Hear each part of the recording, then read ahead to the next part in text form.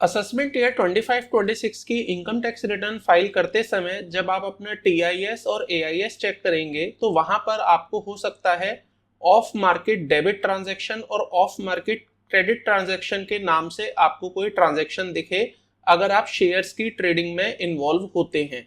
दोस्तों जनरली यहाँ पर एक कंफ्यूजन रहता है कि ये ऑफ मार्केट डेबिट और क्रेडिट ट्रांजैक्शन किस चीज से रिलेटेड होती हैं, तो मैं आपको बता दूं, जब भी आप किसी शेयर या सिक्योरिटी को ट्रांसफर करते हैं ऑफ मार्केट वे में, जैसे कि आपने एक डीमेट से किसी दूसरे व्यक्ति के डीमेट में कोई शेयर ट्रांसफर कर दिए जो कि आपके रिलेटिव हो सकते हैं, आपके फ्रेंड्स हो सकते हैं, या कोई भी व्यक्ति हो सकता है जिसको आपने अपने शेयर्स ट्रांसफर करे हैं या जिससे आपने शेयर ट्रांसफर करवाए हैं बिना ओपन मार्केट में। इसका मतलब आपने किसी शेयर मार्केट के थ्रू उन शेयर्स को ट्रांजैक्ट ना करते हुए डायरेक्टली अपने डीमेट में उनको ट्रांजैक्ट किया है। तो जनरली इस तरह की ट्रांजैक्शंस रिलेटिव से या फ्रेंड से की जाती हैं, बट स्टिल आपको देखना होगा कि ऑफ मार्केट डेबिट ट्रांजैक्शन और क्रेडिट ट्रांजैक्शन आपकी आईटीआर को कैसे इंपैक्ट करेंगी।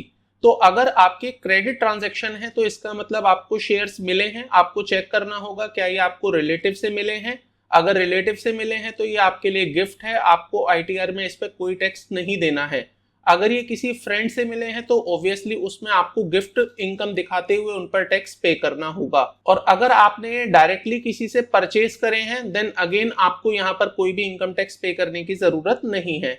सिमिलरली अगर आपके टीआईएस में ऑफ मार्केट डेबिट ट्रांजैक्शन दिख रहा है तो इसका मतलब है कि आपके डीमेट से यहाँ पर शेयर निकले हैं।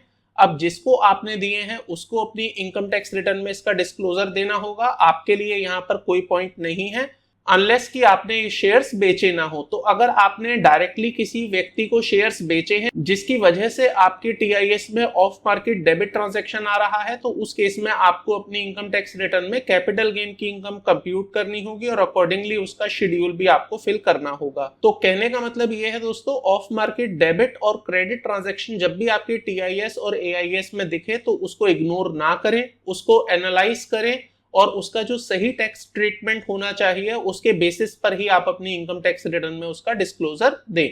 अगर आप चाहते हैं इससे रिलेटेड एक डिटेल वीडियो तो मैं मेरे इस चैनल पर वो वीडियो अवेलेबल करवा दूंगा। इसी तरह की इंफॉर्मेटिव एंड नॉलेजेबल वीडियोस देखने के लिए चैनल को सब्सक्राइब कर लीजिएगा।